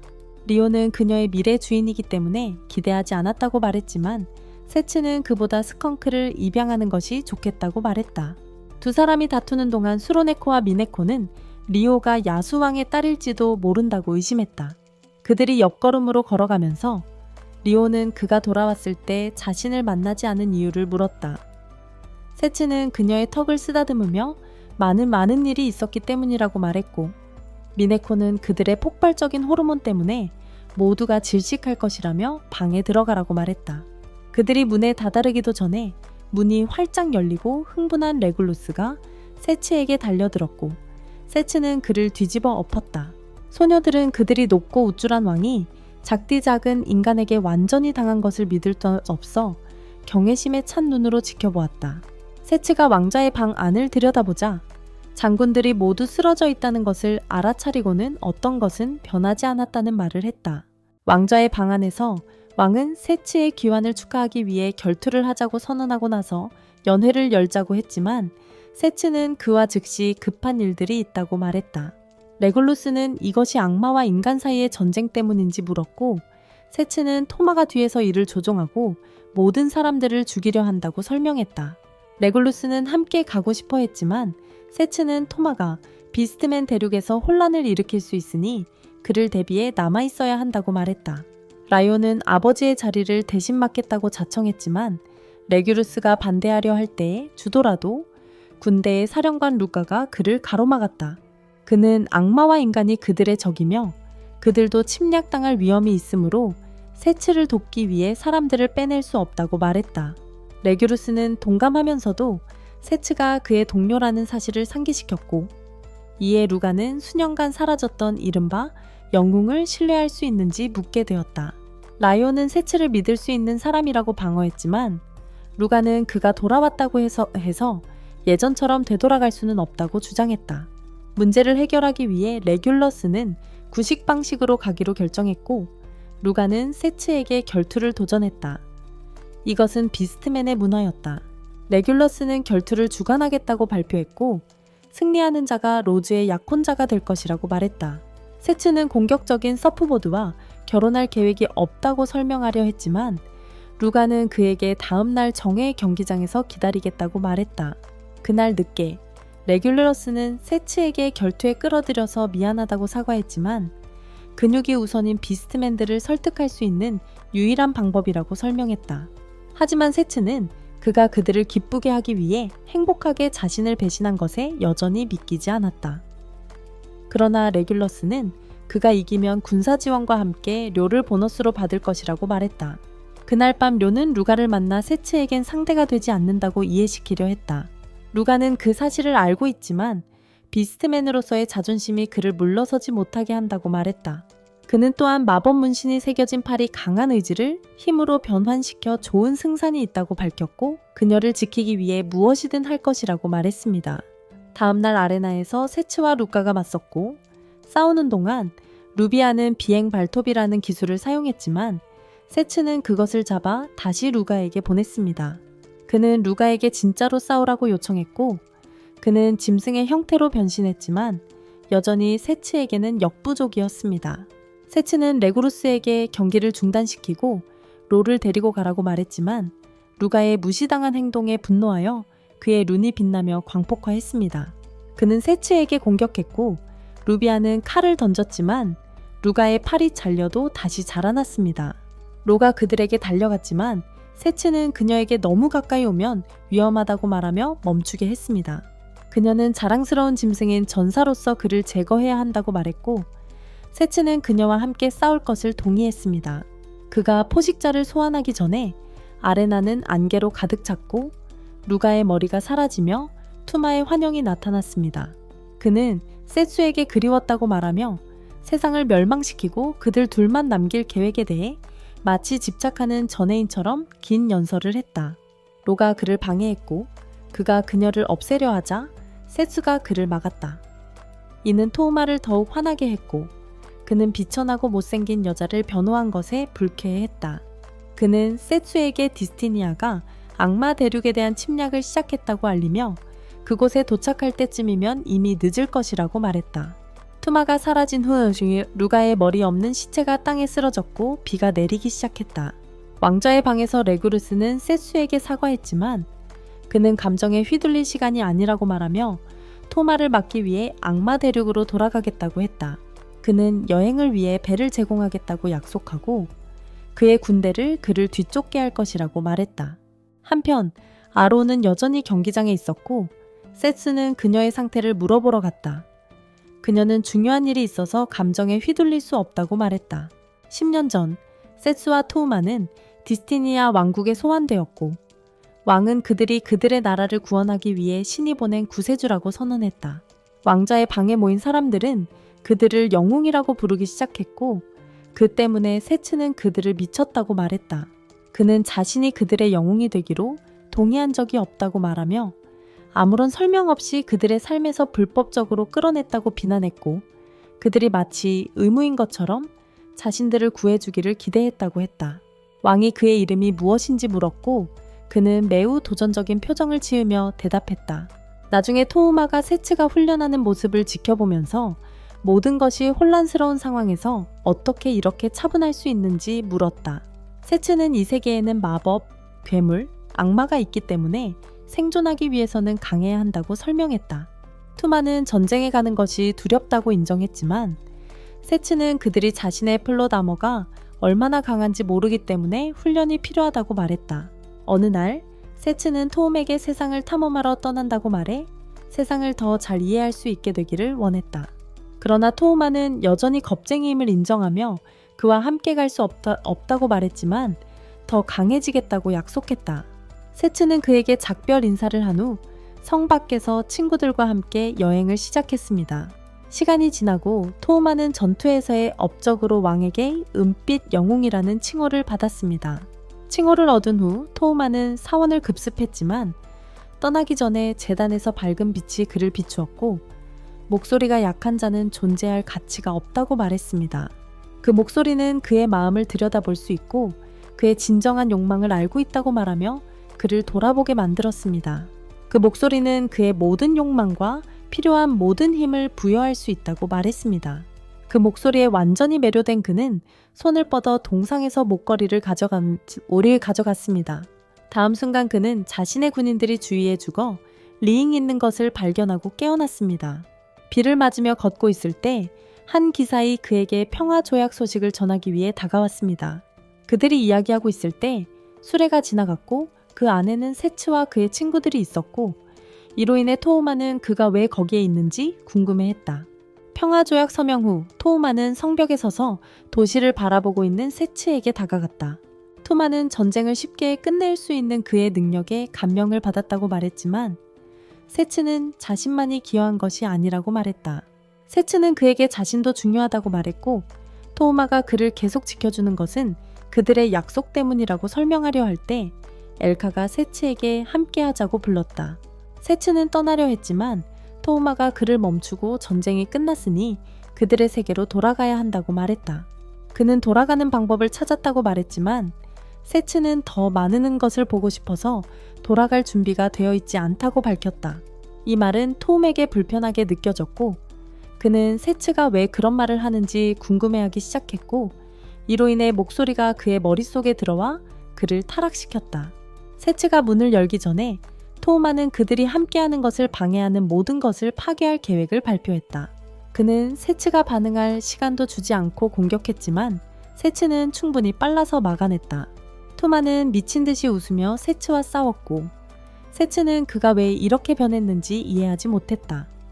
전투가 격렬해지고 큰 폭발이 일어났을 때 세츠의 친구들이 그곳에 도착했을 때 두 사람은 모두 사라졌다. 토마는 살아남아 사원에 도착했지만 그는 약해져 죽을 직전이었다. 그러다 보석들이 빛나기 시작했다. 그곳은 다른 이들이 실험에 사용되고 있는 연구실이었다. 그래서 그는 그들과 비슷하다는 이유로 그들을 구하기로 결심했다. 그래서 토우마는 시설을 공격하고 그들을 모두 풀어주었으며 세상 파괴를 도와달라고 요청했다. 현재 짐승인 대륙에서 세츠 앞에 나타난 토우마는 그의 친구들에게 세상을 끝내고 신이 될 시간이라고 말했다. 한편 디스티니아 군의 배들이 악마 대륙으로 향하고 있었고 그들의 장군은 병사들에게 전쟁을 치르라는 왕의 명령을 상기시켰다. 그들이 착륙하자마자 전투가 본격적으로 시작되었고 양측은 서로를 압도하기 위해 최선을 다했다. 하지만 인간 군대는 악마의 방어를 뚫고 그들의 캠프에 들어갔습니다. 글리네가 측면에서 공격하고 태아는 학생들에게 부상당한 적이나 도망치는 적을 쫓지 말라고 조언하며 엘카는 적이 정면에 집중할 때까지 기다리라고 말합니다. 그녀와 태아가 공격하자 학생들은 처음 전투라서 주저했지만 결국 용기를 내어 악마와 싸웠습니다. 학생 중 한 명이 겁을 먹고 공격당할 뻔했지만 유비가 불 마법으로 그녀를 구했습니다. 그녀는 소녀를 격려하던 중 부상당한 병사를 죽이려는 학생들 무리를 보았고 방역할 수 없는 사람을 죽이는 것은 용납할 수 없다고 개입했습니다. 그때 그녀는 하늘에서 마법원이 나타나는 소리를 듣고 그곳에서 갑옷을 입은 마법 군인들이 떨어졌습니다. 마지막으로 나타난 것은 악령의 시인 알리제였고 그녀는 인간을 공격하는 데 주저하지 않았습니다. 이로 인해 악마들은 그들이 보강군이라고 생각하다가 그들도 공격받았습니다. 글리네가 군인들을 쓰러뜨린 후 그들 안에 사람이 들어있는 것 같다는 것을 깨달았고 상황을 생각하던 중 그들이 싸우고 있는 것이 알리제라는 것을 알게 되었습니다. 멜리와르가 합류하자 엘카는 알리제에게 무슨 짓을 했는지 물었고 그녀는 자신이 강력하기 때문에 알리제를 인형으로 만들었다고 설명했다. 그녀는 모두를 인형으로 만들어주겠다고 제안했고 엘카는 그녀를 공격하려 했지만 멜리와르가 알리제를 조종하였기에 두 소녀는 충돌했다. 멜리와르는 자신의 손목을 베어 그 피로 괴물을 만들어서 태아와 글리네를 쫓도록 했다. 엘카는 얼음 마법으로 괴물 중 하나를 처치했고 글리네는 그의 검으로 공격했으며 태아는 마법 주문을 사용했고 그때 유이가 합류했다. 그들이 자신의 괴물이 되는 것이 짜증났던 멜리와르는 알리제에게 그들을 죽이라고 명령했지만 글리네가 그녀와 맞섰고 그녀를 기절시켰다. 그 후 엘카는 멜리와르를 공격했고 그녀의 마법 장기를 찌를 수 있었지만 멜리와르는 죽지 않았고 그들은 혼란스러운 표정을 지었다. 그래서 멜리와르는 자신의 몸이 개조되어 추가 마법 장기가 있다고 설명했다. 그녀는 리미트 브레이크라는 주문을 사용하여 3개의 머리를 가진 키메라를 소환한 후 그중 하나의 머리에 뛰어올라 자신의 몸을 합체시키고 공격했다. 그들은 재빨리 피했지만 키메라가 불을 내뿜어 공격했을 때 태아와 유이는 마법 방패로 다른 이들을 보호했다. 곧 태아는 마법력이 고갈되면서 쓰러졌고 키메라가 또 다른 공격을 준비하고 있을 때 알리제는 멜리와르를 찔렀다. 그녀는 함께 보냈던 좋은 시간을 회상하며 멜리와르를 포옹했고 생명력이 사라질 때까지 그랬다. 이후 글리는 엘카에게 알리제의 부상이 심각하지만 치유 마법이 그녀에게 작용하고 있다고 설명했다. 태아가 그들에게 잠시 쉬라고 요청하는 동안 강에서 그림자 팔이 솟아올랐고 세츠와 결혼식 중에 싸웠던 남자가 나타났다. 유이는 그와 싸울 것이라고 말했고 모두 그녀를 막으려 했지만 그녀는 세츠가 자신의 입장이라면 싸울 것이라고 주장했다. 태아는 그녀를 지원하기로 결정했지만 엘카는 그녀에게 지지 말라고 경고했다. 그러나 싸움이 시작되기 전에 세츠가 극적인 등장했다. 그는 친구들에게 모든 것이 괜찮다고 말했고 흥분한 유이는 그에게 뛰어올랐다. 그녀가 그를 내려놓자 세츠는 늦어서 사과했지만 유이는 괜찮다고 말하며 다른 사람들과 함께 서 있으라고 했다. 그 그림자 남자는 마지막 전투 이후로 그와 싸우고 싶었다고 말하며 망토를 벗었다. 세츠는 그가 악당의 느낌을 충족했다고 고백했지만 그 남자는 자신이 이전보다 훨씬 더 강력하다고 말했다. 세츠는 검을 뽑았지만 유이의 마법 방패로 보호받고 있는 친구들을 돌아보았다. 그 남자는 그가 왜 하찮은 곤충들을 신경 쓰는지 물었고 세츠는 그 곤충들이 여전히 그의 친구들이기 때문에 그들을 보호하겠다고 대답한 후 그를 공격했다. 한편 코로네는 몇몇 병사들을 때리고 있었고 시로네코는 그녀 안에 있는 선한 사람과 대화하려 했지만 코로네는 그들의 얼굴에서 웃으며 대화의 시도를 조롱했다. 그녀는 그들의 자매애를 파괴하겠다고 선언하고 그들을 공격했지만 소녀들은 그녀에 맞서 견뎌냈다. 그녀가 미나코를 베었을 때 시로네코는 그녀의 무릎을 차는 기회를 잡았고 미나코는 그녀의 배를 가격했다. 소녀들은 끝났다고 생각했지만 그녀가 추가적인 팔다리를 성장시키고 미나코를 케첩병으로 착각하며 그녀를 죽일 때까지 조여들었다. 그녀는 시로네코를 날려보낸 후 그들을 처치하려고 리미트 브레이크를 활성화했다. 그녀는 자매애가 저주라고 말했지만 시로네코는 그녀만이 그것을 저주라고 생각한다고 주장했다. 그녀는 짜증이 나서 공격하려 했지만 시로네코는 언니에게 다가갔고 그들이 손을 맞대자 하나로 합쳐졌다. 코로네는 여전히 그들을 조롱했지만 자매들은 그녀를 지나쳐가며 그들의 융합 형태에 대해 그녀가 상대가 되지 않는다는 것을 드러냈다. 그러나 그녀는 뒤로 점프하고 더 많은 사지를 만들어 공격했지만 자매들은 회전하며 그녀의 팔 대부분을 잘라내어 그녀를 땅에 쓰러뜨렸다. 그러나 그녀는 자매의 힘이 더 퍼지는 것을 원하지 않았기 때문에 포기하지 않았다. 코로네는 다시 공격하려 했지만 자매들이 그녀를 주먹으로 쳤고 이번에는 그녀가 쓰러졌다. 그들이 분리되었을 때 시로네코는 그녀에게 자매에 가입하라고 요청했고 그녀는 그게 더 나은 선택이어서 기절했다. 한편 토마의 동맹 중 한 명이 악마의 캠프를 공격했고 망토를 벗었을 때 그는 뉴 카마 왕국의 일원처럼 보였으며 자신의 이름이 베르도스라고 밝혔다. 군인들은 너무 놀라서 다시 공격할 수 없었지만 론은 그들의 머리를 넘어서서 그의 얼굴을 주먹으로 가격했다. 그 후 그녀는 현장에 있던 군인들에게 후퇴하라고 명령했다. 그들이 떠나자 베르도스는 그녀에게 자리를 열라고 조언했는데 그녀의 주먹이 아기처럼 약하다고 했고 실제로 그녀는 그의 팔이 비브라늄보다 더 강할 수 있다고 인정했다. 베르도스는 자신이 철로 만들어졌다고 인정하며 인간이 자신을 창조했다고 말했다. 그는 토마가 자신을 어떻게 구했는지 설명했지만 이는 오히려 그녀를 화나게 했고 그녀는 토마를 세상의 파괴를 원하는 미친 사람이라고 불렀다. 베르도스는 그에 대해 잘못된 것이 없다고 말하며 모두가 루가처럼 죽을 것이라고 그녀에게 말했다. 이 말에로는 화가 나서 그를 발로 찼고 그 과정에서 무릎이 다쳤지만 그녀는 힘을 발휘하며 그가 부서질 때까지 계속 때리겠다고 약속했다. 그때 베르도스는 자신의 진정한 힘을 발휘하며 몸을 작은 분자로 분해했고 그것이 철 구슬로 변했다. 로가 지켜보는 가운데 그 구슬들이 사방에서 그녀를 가격해 피를 토하며 넘어졌다. 베르도스는 그녀가 죽었다고 믿고 떠나려 했지만 로는 일어나서 힘을 모은 후 그를 공격했다. 베르도스는 로가 주먹을 퍼붓는 동안 몸의 힘을 강화했지만 그녀가 뚫고 들어와서 피해를 줄 것이라고는 예상하지 못했다. 그는 몸에서 가시를 만들어 로를 찔렀지만 로는 그것을 부러뜨리고 그의 배를 가격한 후 땅에 쓰러졌다. 비록 베르도스가 그녀를 바보라고 불렀지만 그는 자신의 힘으로 그녀를 치유했고, 로가 그가 한 일을 깨달았을 때 그녀는 왜 자신을 구했는지 물었다. 그는 설명하려 했지만 너무 약해져서 쓰러졌고, 그래서 그녀는 왜 토마를 위해 일하는지 물었고, 베르도스는 그가 잘생긴 남자를 좋아한다고 말했다. 세츠와 섀도우백 간의 싸움이 계속되었고, 그는 그림자를 사용하여 세츠를 제압한 후 공격하려 했다.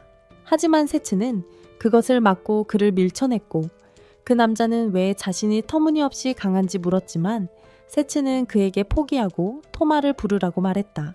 그 남자는 웃으며 리미트 브레이크를 활성화했고 그의 몸과 갑옷을 감싸고 세츠를 향해 돌진했다. 싸움이 진행되는 동안 갑옷이 세츠의 공격을 흡수하여 그가 세츠를 가격하고 날려보낼 수 있게 했다. 세츠는 일어나 자신의 에너지를 검에 집중한 후 그 남자를 가격했으며 갑옷이 부서지고 검도 깨졌지만 그럼에도 불구하고 그는 세츠에게 돌진했고, 세츠는 그를 바보라 부르며 마지막 일격을 날렸다. 한편 데즈의 성으로 가던 토마는 곧 모든 동맹이 패배했다는 것을 깨닫고 모든 것을 끝내기로 결심했다. 레비아는 데즈의 사무실로 달려갔고 두 사람이 전쟁의 양상이 자신들에게 유리하게 바뀌고 있다고 논의하는 동안 토마가 들어와 그가 살아있는 한 전쟁은 결코 끝나지 않을 것이라고 말했다.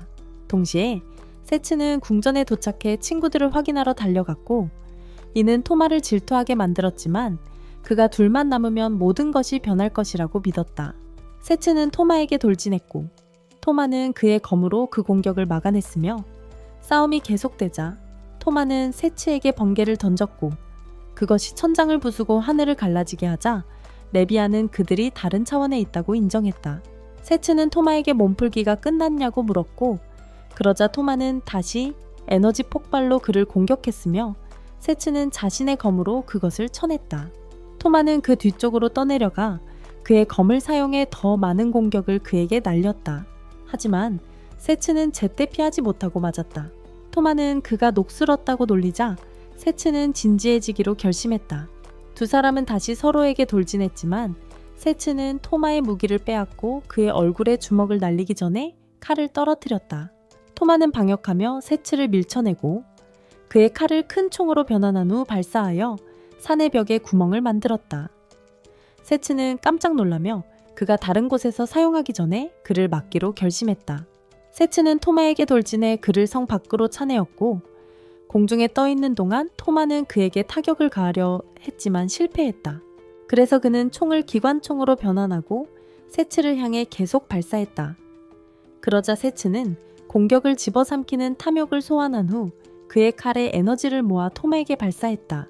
바로 그때 세츠의 친구들이 도착했고 그는 그들이 모두 안전하다고 말하며 기뻐했지만 토마는 세츠가 자신을 두고 친구들과 어울린 것을 기억하며 화가 났다. 마법의 에너지를 모으면서 세츠는 그 에너지가 톰에게서 나오지 않는다는 것을 깨닫고 그들이 처음 싸웠을 때와 같은 방식임을 떠올렸다. 토마는 모든 것을 해결하겠다고 선언하고 더 많은 힘을 얻기 위해 자신의 목숨을 희생하기로 결정했다. 그가 자리를 잡았을 때 그의 무기는 바뀌었고 세츠는 그가 리미트 브레이크를 사용했음을 깨달았다. 토마는 세츠를 향해 발사를 시작했지만 세츠는 모두 피했고 그래서 그는 무기를 세츠의 친구들에게 돌렸다. 세츠는 글러턴을 사용해 대부분의 공격을 흡수했지만 일부는 그의 친구들에게 떨어졌다. 다행히 그들은 마법 장벽을 만들어 폭발로부터 자신들을 보호할 수 있었다. 세츠는 토마에게 연속으로 배기를 날려 그의 무기를 부술 때까지 공격했으며 이후 그를 베어낼 수 있었다. 토마가 쓰러지자 그는 세츠와 함께한 자신의 삶의 섬광을 보았고 그의 분노는 더욱 그를 집어삼켰다. 빛이 사라지자 그는 더 큰 포 옆에 떠 있었고 그것을 세츠에게 발사했다. 폭발의 힘에 의해 세츠가 넘어졌고 이는 토마에게 그가 드디어 그를 이겼다고 생각하게 만들었다. 하지만 세츠는 다시 일어나 토마를 차원 장벽에 가두었고 이는 그의 무기를 사용할 수 없게 만들었다. 세츠는 바닥을 찔러 돌을 들어 올렸고 이는 토마를 패닉에 빠뜨렸으며 그는 자신을 보호하겠다고 약속한 것을 상기시켰다. 하지만 세츠는 그를 돕기 위해 한 움직임도 하지 않았다. 토마가 눈을 뜨고 여전히 살아있다는 것을 깨닫자 그는 세츠에게 왜 자신을 죽이지 않았는지 물었다. 세츠는 그가 그의 검을 사용해 그를 조종하고 있는 저주를 삼켜 의식을 되찾게 할 계획이라고 설명했다. 세츠는 그가 자신을 보호하겠다고 약속했음을 상기시켰고 토마가 많은 나쁜 짓을 했다고 주장했지만 세츠는 그가 자신의 죄에 대해 대가를 치르기를 원한다고 밝혔다. 조금 후 세츠는 데제스와 레굴루스와 함께 토마의 감옥으로 내려갔다. 그들은 그의 처벌이 마법을 사용하여 학생들을 집으로 데려가는 것이라고 알렸다. 토마는 놀랐고 그래서 데제스는 그렇게 하면 그의 마법이 고갈되어 평범한 인간이 된다고 설명했다. 세츠는 그가 학생들과 함께 가서 그들의 세계에서 새로 시작하라고 제안했지만 데제스는 그들이 그를 자유롭게 가도록 허락한 유일한 이유는 세츠가 그들과 이야기했기 때문이라고 말했다. 이후 토마는 지시대로 학생들을 집으로 데려가기 위해 마법을 사용했다. 그날 저녁, 세츠는 톰에게 왜 학생들과 함께 가지 않았냐고 물었고 토마는 자신이 한때 파괴하려 했던 세계를 여행하며 죄를 속죄하고 도움을 줄 방법을 찾고 싶었기 때문이라고 말했다. 세츠는 그에게 행운을 빌어주었고 두 사람은 헤어졌다.